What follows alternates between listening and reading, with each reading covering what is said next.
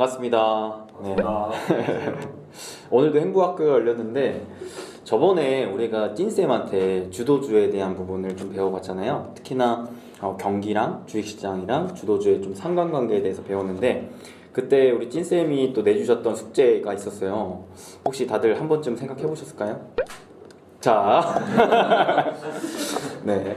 여러분 이렇게 듣는 것도 중요하지만 실질적인 이제 우리의 실력을 향상시키기 위해서는 틀리더라도 그래도 한 번씩은 우리가 직접 생각해보고 나름대로 좀 기준을 잡아보는 것도 좀 필요한 것 같으니까 못하신 분들은 지금이라도 잠깐 영상 스탑하시고 한번 짧게 생각해보신 다음에 오늘 또 남은 강의 들으시면 좋을 것 같습니다.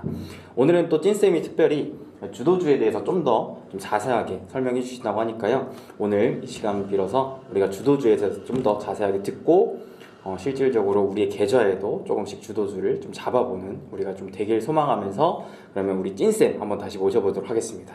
자, 박수로 모시겠습니다.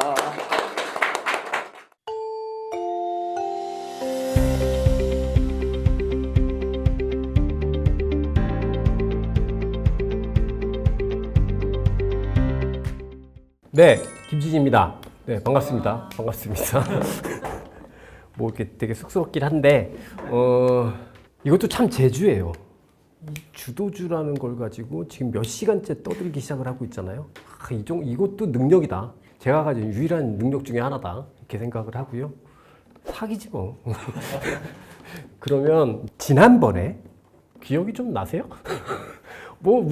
기억이 좀 많이 나시나요? 저는 그냥 딱 두 개만이라도 기억을 하셨으면 좋겠다라고 하는 건 주도주는 경기와 밀접한 연관이 있는 종목을 이야기한다라는 것, 그리고 그 다음에 사실은 우리 지난번에 이야기할 때는 주도주를 이야기하는 거였지만 실제로 주도주 이야기는 많이 안 했죠. 많이 안 하고 오히려 이제 경기에 관해서 말씀을 되게 많이 드렸는데 아마 경제학자분들이 들으시면 쟤는 뭐지?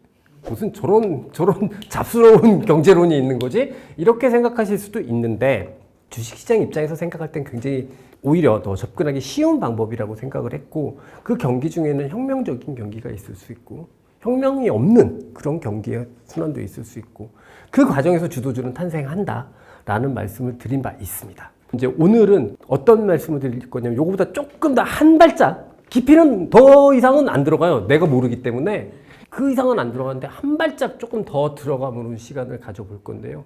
주도주의 개념, 그다음에 어찌 보면 제가 제일 많이 드리고 싶은 이야기 중에 하나인데 주도주와 특징주의 구분. 제가 이런 식으로 주도주를 딱 구성을 해버리고 정의를 해버리는 순간 주도주를 남용해서 쓰시는 분들의 이야기를 들으면 막 열받아요. 그러면은 저걸 이름을 주도주라고 붙일 이유가 없거든. 그냥 센 주식 이렇게 얘기하면 되는 거지. 근데 대부분의 경우가 그 주도주하고 특징주를 조금 혼용해서 쓰는 것 같다. 저는 개인적으로 테슬라가 단 한 번도 주도주인 적은 없다. 테슬라는 특징주다. 테슬라는 특징주다. 그러면 이제 조이씨 막 이러실 것 같긴 한데 제 개념에서 생각을 해보면 테슬라도 주도주라고 보기는 어렵습니다. 특징주다. 그래서 이런 오늘 주도주하고 특징주를 좀 구분하는 관점에 대해서 조금 말씀을 드려볼 거고 그래도 이렇게 개념으로만 이야기를 하면 안 와닿잖아요. 그럼 실제 주식시장에서 우리나라 주식시장에서 주도주가 어떤 것들이 있었지? 이런 것들을 한번 보도록 하겠습니다. 근데 지난번에 한번 중국과 관련해서 혁명 없는 경기 화랑기에서의 주도주군에 대해서 한번 잠깐 설명드렸는데 이번엔 제가 손으로 그래프도 한번 그려보면서 말씀을 드리고 근데 이때가 주도주가 이거였고요. 이때가 주도주가 이거였고요. 이때가 주도주가 이거였고요. 이렇게 얘기하면 진짜 무책임한 얘기예요. 얘가 왜 끝났고요? 를 얘기할 수 있어야지. 그래야 김진희지. 그지 않을까요? 왜 올랐는지를 이야기하고 얘가 왜 끝났는지 그랬을 때 그 캐탈리스트가 뭐였는지를 이해해야 또 다음번에 유사한 상황은 안 나오더라도 우리는 참고할 수 있을 것 같고 지금 현재 진행되는 상황까지 말씀을 드리는 시간을 가져보도록 하겠습니다. 그리고 시간이 남게 되면 주도주를 왜 갖고 있으면 뭐가 좋지? 도대체 주도주를 갖고 있으면 뭐가 좋은 거야? 주도주를 내가 포트폴리오에 가지고 투자 전략을 짰을 때 엄청나게 베네핏이 있거든요. 엄청난 혜택이 있어요. 그 혜택의 관해서까지 오늘은 좀 말씀드리는 시간 가져보도록 하겠습니다. 이제 이 영상 보시는 분들은 지금 여기 앉아 계신 분들은 다 교재를 가지고 계신데 교재는 아니고요. 제 강의 안 정도로 생각을 하시면 네이버 프리미엄 컨텐츠에 진시황이라고 김진의 진짜 시황이라는 네이버 프리미엄 컨텐츠가 있는데요. 거기에 제가 올려놨습니다. PDF로 공짜입니다. 네, 그 뭐 유료 회원 가입 안 하셔도 그거 다운로드 받으실 수 있으니까 그거 받으시면 되겠고 부자TV도 카페에 올려놓으신다고 하니까 참고해서 그거 그래도 그 영상만 보시는 것보다는 그 자료 있으면 좀 같이 보시면 좋으니까 자료 보시면서 제 이야기 좀 들으셨으면 좋겠습니다. 일단 주도주하고 특징주의 차이에 대해서 좀 오늘은 말씀을 드리려고 하는데요. 일단 주도주하고 특징주는 공통된 특징이 하나 있습니다. 뭘까요? 상승한다. 네? 겁나 많이 올라요. 그러니까 사람들이 특징주를 주도주라고 얘기하지. 겁나 많이 올라요. 둘 다 높은 수익을 준다라는 공통점은 있어요. 근데 제가 주도주하고 특징주를 구분하기 위해서 이걸 구분시켜 드리기 위해서 사실 저는 그 앞 시간에 쓸데없이 경기를 가지고 이야기를 했거든요. 그러니까 주도주를 가장 개념적으로 이야기하자면 실제 경기를 이끄는 산업에 해당하는 종목이 그게 바로 주도주다. 이렇게 보시면 돼요. 그런데 여기서 되게 어려운 포인트 중에 하나가 우리는 앞서 제일 첫 시간에 제가 경기 얘기하면서 GDP 근데 GDP를 얘기하는 거 제가 GDP라는 걸 알고 있다는 걸 여러분들한테 자랑하기 위해서 얘기한 게 아니라 사실은 경기는 실제로 수요다라는 걸 설명하기 위해서였잖아요. 그런데 앞서 경기가 좋아지는 구간 중에는 혁명이 없는 그냥 기존의 것들이 갑자기 수요가 폭발하면서 좋아지는 경우도 있지만 그럴 때는 GDP로 표현이 잘 되죠. 있던 게 그냥 이렇게 좋아지는 거니까. 근데 혁명적인 경기 화랑 예전에 없었어. 근데 없었는데 새로 생겨났어. 그거를 막 사람들이 투자를 하거나 그런 것들을 막 소비하기 시작해요. 그랬을 때 나타나는 경기는 분명히 실질적으로는 그 투자는 경기는 그 산업에 의해서 나타나지만 이게 이 GDP로 표현되지가 않아요. 이코노미스트들은 엄청 게으른 사람들이라서 왜냐하면 히스토리컬하게 다 검증을 해야 되잖아요. 그러니까 시간이 많이 걸려요. 그러니까 엄청 게으를 수밖에 없거든요. 그래서 GDP에는 설명이 안 될 수도 있지만 실질적으로는 경기를 이끄는 즉 수요가 집중되는 산업에서 나오는 게 바로 주도주다.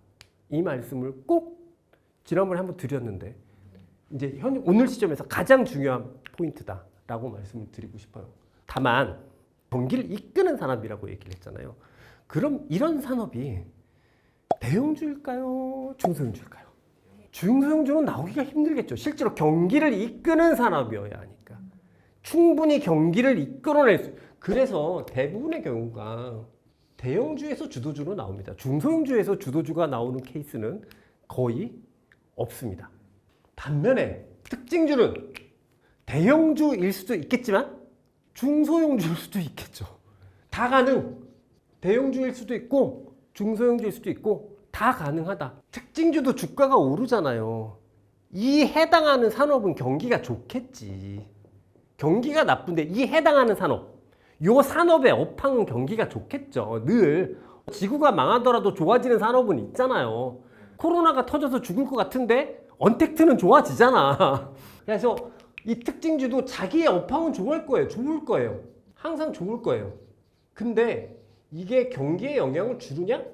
이 문제가 가장 큰 차이인 것 같아요. 주도주하고 특징주의. 대개의 경우 자기들만의 게임으로 실질적인 경기에 어떤 실질적인 수요가 확장돼서 나타나는 그런 흐름으로 나타나지 않을 때 그럴 때 보통 우리는 이걸 특징주라고 얘기를 해요. 그렇기 때문에 중소형주도 가능하다. 근데 중소형주가 주도주가 되는 경우는 거의 없다. 이렇게 보시면 될 것 같고요. 주도주와 특징주의 제가 구분하는 가장 큰 차이. 주식시장을 지배하느냐. 이게 말이 조금 어렵죠. 주식시장을 지배한다. 이게 무슨 얘기냐면 얘가 빠지면 주식시장이 빠지냐. 얘가 빠졌는데도 주식시장이 안 빠지냐. 얘가 빠지면 시장이 다 빠지냐? 얘 측면에서 보면 HD 현대일렉트릭이 올랐다가 뭐 ESS가 올랐다가 걔네들이 정말 주도주였다면 몇 번이고 올랐다 빠졌다 올랐다 빠졌다 올랐다 빠졌다 했어야 될 거잖아요. 그렇지 않잖아요. 그러니까 특징주는 실질적으로 주식시장을 지배하지 않아요. 무슨 얘기냐면 실제 주식시장의 사이클을 지배하지 않는다는 거죠. 근데 반대로 주도주는 주도주가 빠지면 주도주의 상승이 끝나면 그 지금까지 전개됐던 그 시장의 주식시장의 사이클은 끝난다고 보는 거죠. 왜? 왜일까요? 얘는 얘를 이끄는 거잖아요. 틱 사이클에 관해서 생각을 해보게 된다고 하면 그 주식시장의 실질적인 경기를 이끄는 산업인 주가가 빠지기 시작한다. 그 얘기 뭐죠? 멀지 않은 미래에 경기도 나빠질 거다라고 이야기한다는 거죠. 얘기가 계속 쳇바퀴처럼 돌아가는 건데 주도주가 빠지면 주식시장은 종료가 되는 거로 볼 수 있고 그렇기 때문에 실질적으로 주도주는 주식시장을 지배하는 주식이다 라고 볼 수 있는 거죠. 그러니까 여기 현 시점에서 오늘 자고 일어났어요. 근데 엔비디아하고 마이크로소프트하고 구글하고 이런 주식이 엔비디아 15%, 마이크로소프트랑 구글은 변동성이 작으니까 한 8%씩 빠졌다 칩시다. 끝난 거예요. 끝난 거예요. 그럼 그다음부터 주식을 갖고 있으면 안 돼. 주식을 갖고 있으면 갖고 있을 때마다 막 고통스러워진다고 그죠. 그리고 주도주 하나 이렇게 쭉 가지고 있는데 얘 사서 잘 팔고 얘 사서 잘 팔고 얘 사서 잘 팔면 이게 훨씬 수익은 좋겠죠. 하지만 얘만 가지고 있으면 포트폴리오에 얘만 가지고 있으면 내가 언제 주식을 접어야 되지? 라는 시그널을 알 수가 없다. 보통 그렇잖아요. 사람이 항상 이렇게 쫙 크게 전망하고 내 거 이렇게 집중하지 못하잖아요. 이게 항상 이렇게 자기 거 이렇게 몰입된단 말이죠. 하지만 주도주를 가지고 있으면, 포트폴리오 주도주를 가지고 있으면 내가 언제 이 주식시장의 투자를 종료시켜야 할 것인지 그거에 대해서 시그널들을 굉장히 그 어떤 무엇보다 강한 시그널을 얻을 수 있다는 거죠. 왜? 사실 주가가 제일 빠르게 움직이니까. 특히 주도주 입장에서 보면 이 주도주의 전체적인 이 사이클 자체가 어떻게 움직이는지를 주목하는 건 많은 수익을 거둬주는 것 외에 내가 위험 관리의 측면에서도 엄청난 베네핏이 있다. 이 이야기를 꼭 드리고 싶었습니다. 그 주도주에는 다 대형주가 있다고 하셨는데 저번 시간에 그 혁명적인 경기 화랑 그 사례도 설명해 주셨잖아요. 그때는 아무래도 중소형주도 포함될 수 있지 않을까요? 주도주 군에는 포함될 수 있어요. 기본적으로 주도주 군은 하나의 또 어떤 핵심적인 종목이 있고 이 종목이 이끌어가는 이 산업에 의해서 되게 폭넓게 올라가거든요. 그 중에는 중소형주도 포함될 수 있죠. 그리고 그런 중소형주가 수익률은 그 일정 기간 동안은 더 높겠지. 하지만 보통 중소형주가 일찍 떨어지는 경우도 많고 큰 사이클에서의 어떤 뭐가 있는데 여기에서 중간에 작은 사이클들이 막 생기거든요. 그 사이클이 생기는 거에 작은 종목들은 거기서 이탈하는 경우도 많다. 대표적인 예가 저는 아까 잠깐 얘기했지만 테슬라가 그런 것 같아요. 클라우드 시대에 테슬라도 전기차를 가지고 같이 올라왔는데 지금 잘 못 오르죠. 다른 주식 막 올라가는데도 기본적으로 주도주의 특징에 대해서만 다시 한 번만 좀 정리를 한번 해보자면 앞서 말씀드린 대로 종목의 사이즈는 기본적으로 대형주일 거다. 경기를 이끌기 때문에 산업이 기본적으로 그렇기 때문에 대형주일 거다. 그리고 아무리 대형주지만 초반에는 얘가 왜 오르는지 잘 모른다고 주도주 많이 말씀을 드리잖아요. 그래서 주도주는요 늘 부담스러워요. 늘 부담스러워요. 밸류에이션이 부담스러울 수도 있고 주가 상승률이 부담스러울 수도 있어요. 얘가 만만해 보이면 주도주가 아니야. 얘가 사기가 쉬워져? 주도주가 아니에요. 늘 비싸고 늘 주가는 많이 올라 있고 실질적으로 그렇게 내가 뭘 살 수 있을 것 같은 그런 힘을 그런 시그널을 안 줘요. 그래서 가장 큰 장점은 첫 번째는 높은 수익이 될 수도 있고요. 이건 뭐 당연하겠죠. 근데 이건 특징주로도 충분히 가능한 문제니까. 두 번째는 뭐냐면 바로 자산 배분의 핵심이 된다는 거예요. 저는 아주 많은 분들이 내가 올해 내 주식 투자를 얼마 하기로 했다. 5천만 원이면 5천만 원, 3천만 원, 4천만 원을 하기로 했다 하고 나서는 그 다음부터는 늘 주식이죠. 주식 투자에는 크게 세 가지 과정이 있거든요. 이게 뭐냐면 자산 배분, 포트폴리오 구축, 그리고 트레이딩, 매매라고 할게요. 내 계좌에, 내 어카운트의 수익률에 가장 큰 영향을 미치는 단계는 뭘까요? 자산 배분이 어느 정도 영향을 미칠 것 같으세요? 연구 결과입니다. 이건 80%. 네, 80에서 85%라고 해요. 그러면 이제 매매는 몇 프로 영향을 줄까요? 네, 1%도 영향을 안 준다고 하죠. 그러면 여기서 이제 반성의 시간. 이게 사실은 이게 정석인데, 그러면 여러분들이 하루에 인풋하는 시간 한번 볼게요. 여러분들이 고민하는 걸 100으로 봤을 때 내가 지금 이 타이밍에서 주식을 얼마를 하지? 에 85를 고민하세요? 이게 좀 많으면 그래도 그나마 나아. 근데 계속 이렇게 엔터만 치고 있잖아. 계속 엔터만 치고 있잖아. 시세를 보면서. 여러분들 진짜 정말 이게 정말 생각을 해봐야 돼요. 우리 수빈쌤도 계시지만 많은 구독자분들이 뭘 물어보세요? 뭐 사야 돼요를 물어보죠. 그건 이 세 과정에서 뭘까요? 포트폴리오에서 매매. 포트폴리오 구축에 대한 해당하는 거죠. 그다음에 이거 제일 많이 지금이라도 사요 이거 물어보죠. 지금 살까? 지금이라도 살까요? 이건 뭐에 해당하는 거죠? 매매에 해당하는 거예요. 사실 나는 내 계좌에 진짜 영향을 주는 포인트는 여긴데 15%에 내 모든 고민이 다 들어가 있다니까요. 자산 배분의 핵심이라고 이야기하는 건 뭐냐면 결국 주도주를 가지고 있게 되면 내가 이 타이밍에 지금 주식을 열심히 할까? 그럼 지금 주식은 좀 덜 열심히 할까? 지금 이제부터는 도망가야지. 주식 안 해야지. 이렇게 할까? 이거를 구분하는데 핵심이다. 시장이 어떻게 될지 잘 모르겠어. 시장 보통 초기에는 장 좋다는 얘기보다 장 안 좋다는 얘기가 더 많잖아요. 근데 뭔가 주도주 같은 게 있어. 그러면 우리는 주식을 겁나 열심히 가야지. 그런 자산 배분의 핵심이 되는 게 바로 주도주의 가장 큰 특징 중에 하나.